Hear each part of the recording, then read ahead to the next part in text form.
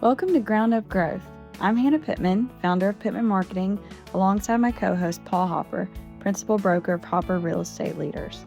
Together, we sit down with entrepreneurs and business leaders to share insights, strategies, and lessons to help you build success from the ground up.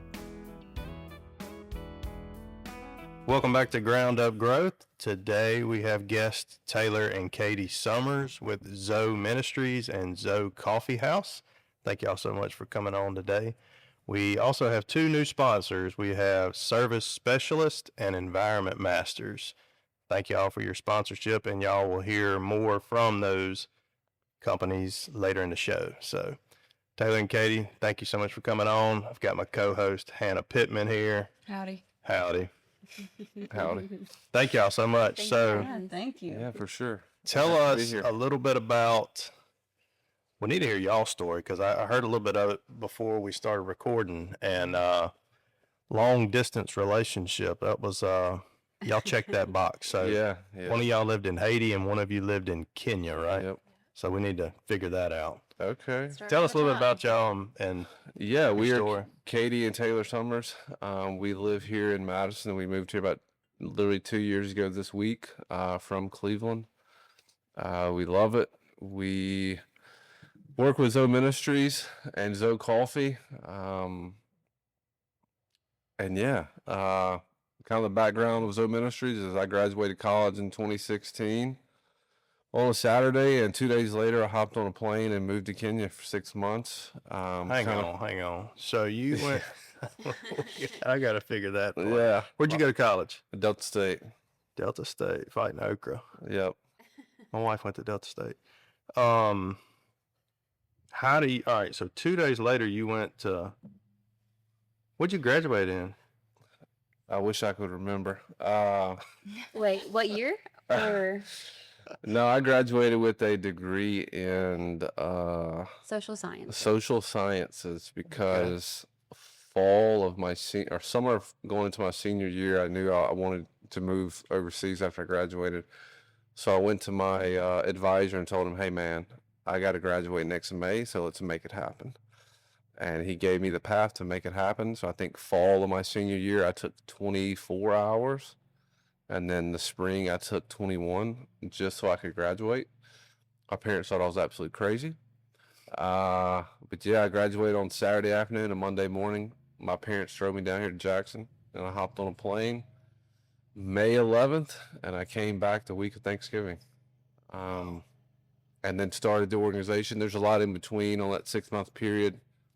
But yeah, it's kind of been a ride. My parents thought I was absolutely crazy, and I get it now as a parent. Right, yeah. Yeah, sure. But they were like, "You just graduated with a degree. What are you doing?" And I was like, "I'll give it a year. And if it didn't work out in a year, I'll come back home and I'll, put that degree to use." And Yeah. still hadn't yet. So 10 years later. So I still got it though. So Katie, where did you go to college, or where? Yeah. Because you're not from Mississippi. No, I'm from Birmingham. Went to Ole Miss and came to Jackson for nursing school at UMC. I worked at Batson Children's Hospital for 2 years. Went on a mission trip to Haiti on a medical mission trip, and loved it and felt God calling me there. Was there for 2 years. Lived in Haiti for 2 years as a nurse. While I was there, I had some friends tell me about this guy in Kenya who was starting his own organization with some really like-minded perspectives and mission. So we connected one time when we were both home, and the rest is history. We really hit it off and did some long distance dating for about a year. Yeah. International dating for about a year. 15 months. And then I moved home and we got married, and the rest is history. Yeah. So It's so crazy. Yeah, it could have been done easier. Yeah, But we haven't decided, definitely take the hardest way in most things that we do. But it's one of those where, like, when I'm living in Kenya, so I lived in Kenya over 3 years, and I would fly home every 6 to 10 months for about a month. And starting this organization from the ground, like, it was something that the people come to me all the time. Paul, I'm sure you get this, man. People come to you like, hey, how do you start this? And I want to get from A to Z as quick as possible. Mm-hmm. And I'm like, well, the best thing I ever did was live there.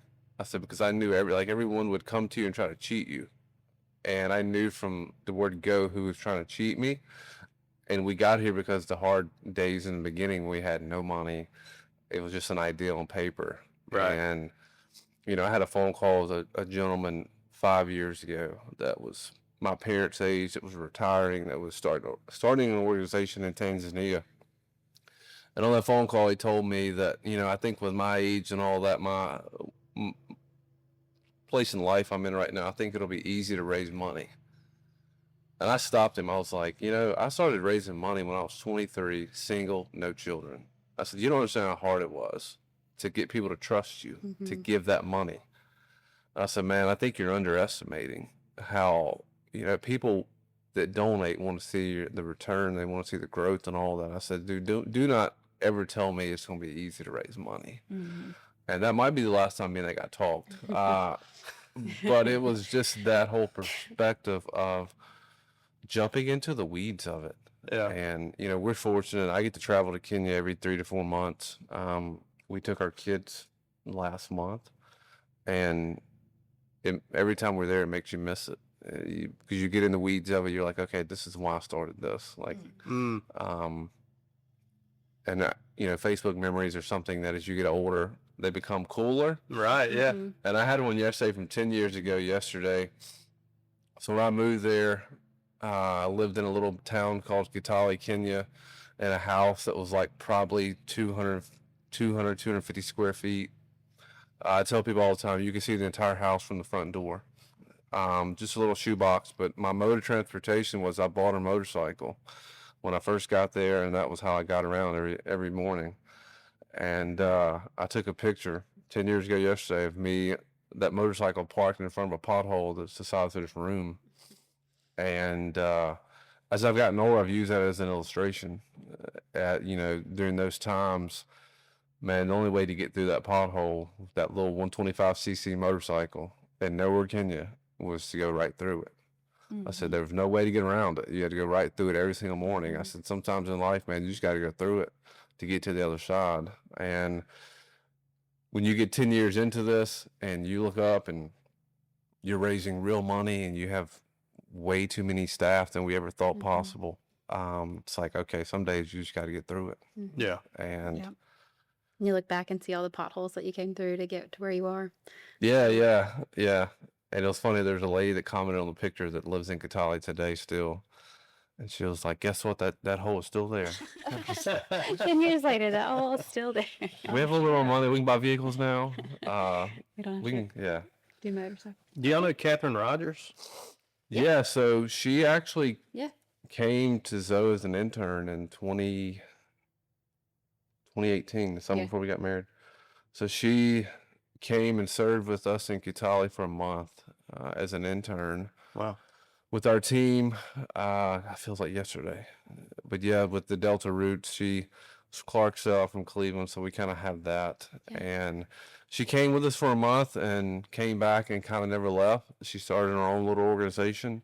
Her facility today is from me to your house, from our main office in Really? Kitale. Real close. Oh, how cool. Yeah. Yeah. How do you know Catherine? I've just supported that Yeah. Purposely Made Ministries for several years. I think she's done a really good job with that, and Yeah. just doing my some wife hard from work. Clarksdale, so like Yeah. the whole Yeah. Delta deal, you know. Yeah, it's always anytime I crazy. can Yeah. try to support something like that. I mean, that's, you know, because you get a lot of companies that talk about ministries and different things, and it's like, y'all are doing it. Yeah. You know what I'm saying? I mean, Mhm. not saying people that say they do it don't Sure. do it, but It's not a side that's putting the bootstraps on and doing it. I mean, what y'all are doing. I mean, you're still going to Kenya every Yeah. 3 or 4 months. I mean, that's not talking about it. That's being about it, and that's very impressive to me. I think Yeah. that's great that you go back so frequently and to keep you connected to It keeps me engaged. I won't lie to you. Like I started because I was living there.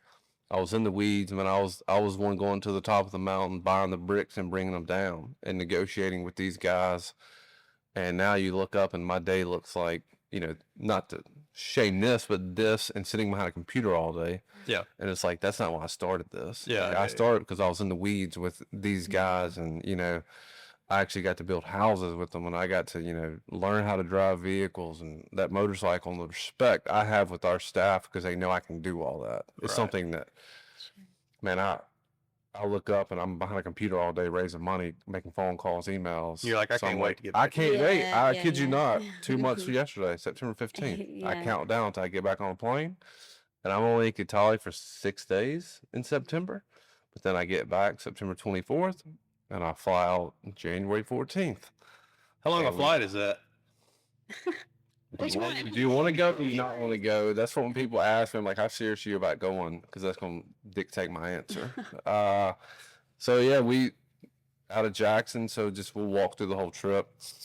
Fly 45 minutes from Jackson to Atlanta. Hop on a plane from Atlanta, 8.5 hours to Paris or Amsterdam. Another 8.5 hours from Paris or Amsterdam down to Nairobi. All flights land at night, so we stay a night, and then another 45-minute flight to Kitale, and then you're there. So 4 airplanes to get Just there. a hop, skip, and a jump. Just to get Yeah, there. yeah. Real quick. And that's with no delays. Sure. That's no delays, yeah, Sure, yeah. sure. But it can be done because we just did it with our children. Yeah, so life looks a Yeah. lot different than it did when he started things 10 years ago. Yeah, We now have 3 kids. We have a 6-year-old and then a 2.5-year-old and a 1-year-old. And we just did a 2-week trip with them. And I look back on it, I'm like, we were crazy. yeah, we were absolutely crazy. Yeah, did you just black But out the whole time? truly, I think I was on such an adrenaline rush. Like, 'cause I love being there too, and our kids just really thrived when they were there, and so that just, I don't know, that was the world to us. That's so neat. And really Yeah. cool to see. But I think for the whole 2 weeks, I didn't like exhale one time. I was like anxious the whole time. When we pulled back into our driveway in Madison, I was like, oh, thank you, Jesus. Like we made it back. But we're going back for a whole month in June with everybody. So we're excited about that.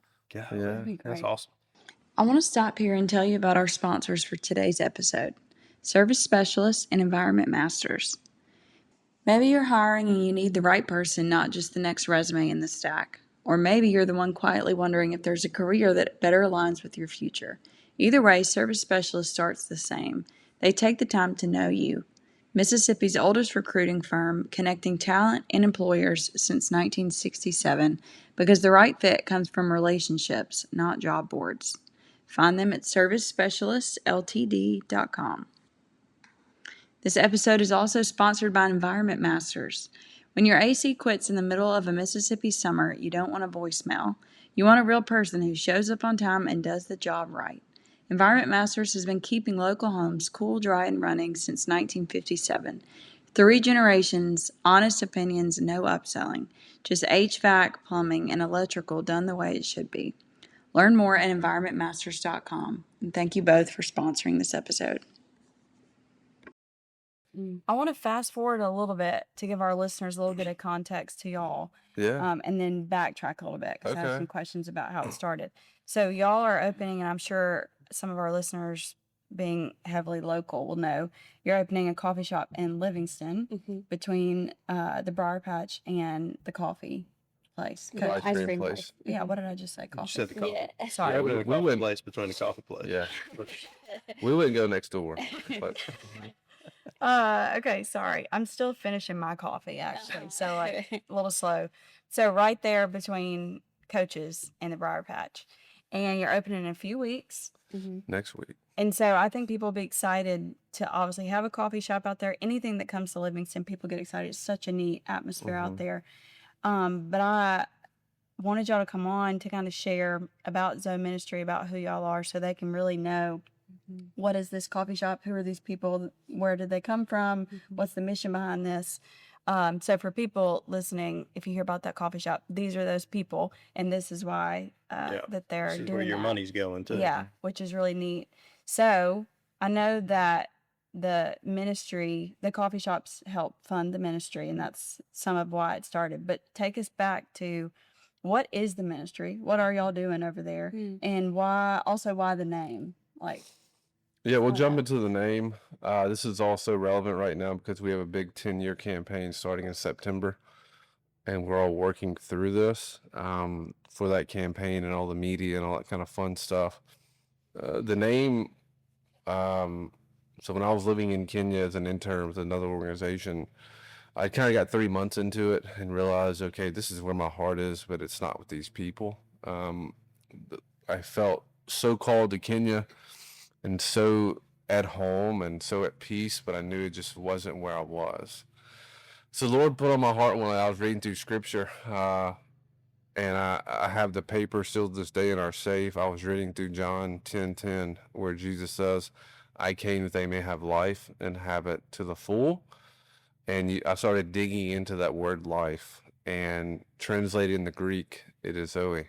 So I wrote that down immediately and said, all this paper that at the time, all I wanted to do was offer these orphan and abandoned children in nowhere Kenya the life that my parents gave me. Not just physical, but also how do I point them to Christ? Like, how do I grew up in a house where, if you were physically able, you were at church every Wednesday and Sunday. Like, there was not an option until I literally graduated high school and moved off. It was, if you're going to live under my roof, you're going to do as I tell you. That kind of mentality. And that's all I wanted to offer. I wanted to do it different. I'd lived there and I'd seen people come in and build these huge structures and put 50 or 100 kids in a dorm with a matron, and kids grew up as a number, not as a name. So I said, okay, Lord, we're going to do it the expensive way. Literally, we're going to go buy land. And this is how, I came home of Thanksgiving, and I started presenting this idea to my home church, my friends, and said, okay, this is what I want to do. I want to go buy land in Kitale, Kenya. Our goal is to buy 5 acres to raise $50,000. That was day one. And we're going to build houses. We're going to build 3-bedroom houses about the size of this structure that we're in right now. And we're going to bring in a married Kenyan family, just like Big Oak Ranch out in out in Alabama, and French Camp here in Mississippi. We're going to bring Kenyan married couples with their own children to raise these orphan and abandoned children as their own. People looked at me like I was absolutely crazy. I said, okay, for the first house, it's going to cost about 15 grand to build it. But hey, we still got to buy that land. That's 50 grand. And people go crazy. Like, it costs it in 2017, we got ready to buy this land. It was about, right at 10,000 an acre in the middle of nowhere. And, 8 miles from the nearest tarmac road. So only accessible by 4-wheel drive vehicles. We buy this land. I come home. We have absolutely no money in the bank. So we have made an agreement with the landowner that, hey, we settled on 50,000. I might have fibbed in the beginning, but we told him, hey, we can give you 50% right now. We'll give you 50% over the next 6 months in incremental payments. And he was like, okay, I'll agree to that. So I had a file it under me when I flew back home after giving this guy 25 grand. I said, okay, I got to raise 25 plus 15 in 2 months. And I sat in a board meeting in August of 2017 with our new put together board, and my best friend who was on the board looked at me at the end of this meeting and he said, are we not going to address the elephant in the room? I was like, what is that? He's like, there's only $350 in the account. And I was like, yeah, that is a pretty big elephant.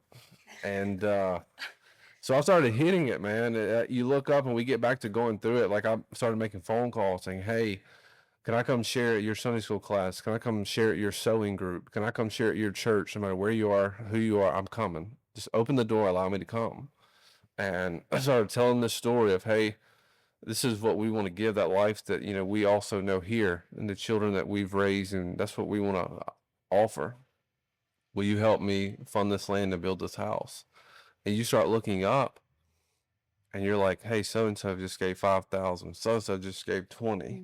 And you're like, whoa, where's this coming from? And it's people you don't know. And I'll backtrack a minute. When I got ready to start this organization, I had a gentleman here in Jackson that I met with, an older gentleman that had done this before on a much bigger scale. And he looked at me after a 2-hour meeting and said, think of all the people that you know right now with money, that are all your friends that you know that can support you, that you think are going to step up to the plate.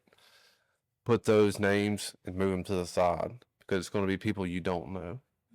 And there's nothing ever been truer in that line. The people we It's the expect. people you expect are not going to be the ones that fund it. It'll be the ones that you It'll don't be even the know. ones you never knew. Wow, that's a very interesting. And I tell people that all the time. I said, those people, it took me years, those people that I have in my mind, I'm not going to give names, but it took some of them that I knew were so successful financially. It took some of them 7, 8 years To get on to board. get involved, Yeah. like significantly. But the people that I didn't know funded our first houses. So we fundraised this first house. We go back and build it, start building January of 2018, open it in March of 2018.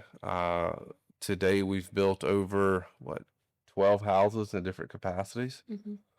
So we house orphans, vulnerable children with the goal of getting them back to their families through reintegration. We have houses for babies that have been abandoned. We have houses for, children that come in that were molested, raped, that were ultimately, shunned from their homes. They come into a house. We have another 4 houses that we use for teen moms, just so they don't abandon their baby and they end up in our care. That's probably my favorite thing. Yeah, I we could don't jump in. talk about that a lot. That's one of my yeah. favorite things that is newer in the ministry side of things is our teen mom home. Young girls who are pregnant at a young age are usually ostracized from their families. And really encouraged to give up their babies. And so by identifying these girls, they come into our care. They learn how to take care of their babies. They're taught a skill such as sewing so that when they do have their babies and they go back into society, they have a way of providing income and taking care of their babies. So after a year or an extended period of time with us, they are equipped and they are empowered and they have integrity and they learn that their baby is worthy and that they have the ability to take care of them, that God gave them that child for a purpose. And so I love that part of what we do. And it's the whole principle is we don't want your baby to end up in that house right down the hill. Orphan prevention. And you look up and we're rounding through COVID.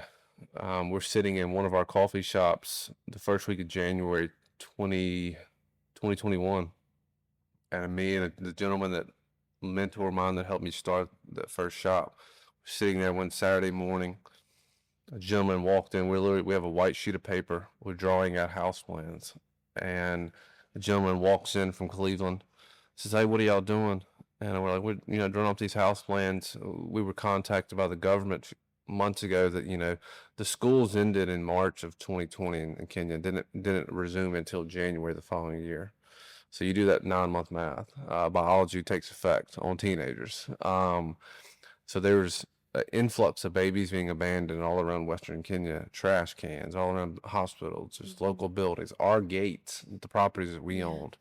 So the government came to us and asked if we would build a baby house. And I was like, no, man, that's not who we are. It's pre-children in my life. But we're sitting in this building the Lord that kind of stirred our heart. There were 2 children abandoned and dropped off at our gate between Christmas Day and January 1st of 2020. And the first 2 children we actually ever named. And this guy walks in, he sees it, he says, "That's awesome." Gets coffee, leaves. Monday morning, he calls the gentleman I was with and said, "Hey, can you come by my office? I want to give you guys a check to help you with that house that you were talking about Saturday morning." Gentleman goes up to his office, gets a check, drives back to the coffee shop. As he's driving down the highway, he opens the check and sees that it's for the full amount of the house. Turns his car around, goes back to the guy's office that he's known forever, and gives him a hug and says, "You didn't have to do this, but thank you." And the weight of that on me is so great that that money's given. First of all, we got to prove that it's going to where we say it's going. And that's, I think, how we've grown so fast. It's like when that building breaks ground, we finish it, pictures go to that family, letters, all this, pictures of continually go to that family that funded it. And we look up, and 2019 was our biggest financial year at that time. And I'd flown over in January 20. We had moved over January 2020, the first week of January, and the world flipped. And we met with our staff and we said, "Hey, 2019 was a very big financial year for us. I don't feel comfortable allowing all this money to sit in the bank. We got to put it to action. And I said, so what do you think we should do as an organization? And they said, people need clean water. And I was like, okay, what does that look like? And then so we drilled our first well in 2020, June of 2020, and look back, and now we look up, and our clean water side of things is probably 60% of our budget in what we do, if not more. We no longer just drill; we have repair teams. Do you know Nick King? I know of him. I haven't met him. We presented this idea, so we're working in a very remote desert region, 3 hours north of Katali. That's where we have all of our water team based out of. And I kind of use in the Delta that, you have Wade and, these guys, Case, that have their own 4-wheel drive trucks, and they go to, these tractors break down and harvest in the field. They go to them and they repair that tractor and they go back. That's what we do. We have, 3 Land Cruiser trucks like you see in that Geo, and they're full of plumbers. That's kind of been our connection and relationship with Ford Plumbing. And we hire skilled trade school plumbers that go in these remote regions and repair wells. And they repair over 200 a year and go to the toughest to reach areas. We have guys on motorcycles that go to repair wells. But we follow that up by the pastoral side. In this region, it's considered engaged and unreached. And we opened our pastoral training center January of this year.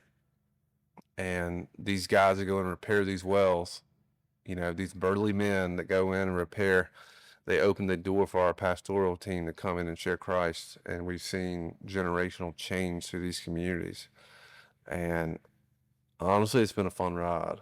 Yeah. You get people connected that have the heart behind it, and the Lord has brought people into our path that we still don't know how that aligned.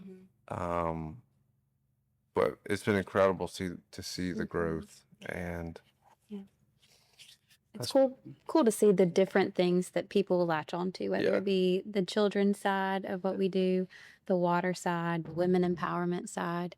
I feel like there's something that every person can identify with. I mean, even if it is just sharing the gospel, even if you're not a believer, I think you can really get behind the fact that you're changing lives, physically providing, meeting physical needs of people who have less than you do. And so I think there's just something for everybody. It sounds like we're meeting a consumer need, but it's just, I really think that everybody has something to latch on to. Yeah, it's really cool. Just my background being, working on farms every summer and I get in the weeds of things, and we do a trip every January to big farming. Most of the people that come on that trip are in the ag industry in some aspect, and it's a lot of men that I grew up with, and we have same like-minded. They come over and they're more worried about the the turbo in our Land Cruisers, how it sounds, than some of the other people that come over. But they come over every January and they repair wells. We take them out to these areas. They work alongside our team, and they simply get to use their hands for a week and do work, and they see the bigger picture of those guys coming in after them. And then you go back and you share, okay, remember that community we visited in January, and how, we now have a guy from that community in our pastor center that one day hopes to plant a church there. So that's the whole idea of it. But seeing people relate is so special. Getting them over there, because I can talk about it all day long. Yeah. But until you actually walk it and see it. No, I think that's really impressive. I appreciate y'all breaking that down and explaining all that, because that's the people that see your coffee shop. Yeah, they don't see that part of it. No. And that's where the whole inspiration comes from. That's huge. I really appreciate that. So we're going to do 2 parts of this podcast. We're going to probably go ahead and wrap up the first one, but I do want to know if people listening, if they do want to donate or help y'all, what's the path? Is it? Yeah, you can visit our website, zoemeanslife.org. Everything we just talked about is there. Or you can visit us on Facebook and Instagram, Zoe Ministries. Okay. And follow the Instagram for the coffee shop. Yeah. What's it called, Katie? I don't do social media. So Coffee Outpost. Yeah, So Coffee Outpost. I think. Maybe we dive into that. What do Yeah. you want to talk about on the I think second? next we go. I think this episode gave us a really good background for the ministry. Yeah. Of course, we could probably talk about the ministry for hours. Yeah. I think we go from how did you get from that to Coffee. now? You're opening your third coffee shop. Mm-hmm. So I think we dive into that a little bit more on the next episode. Sounds great. Thank y'all Thank so y'all. much for coming on. Yeah, for sure.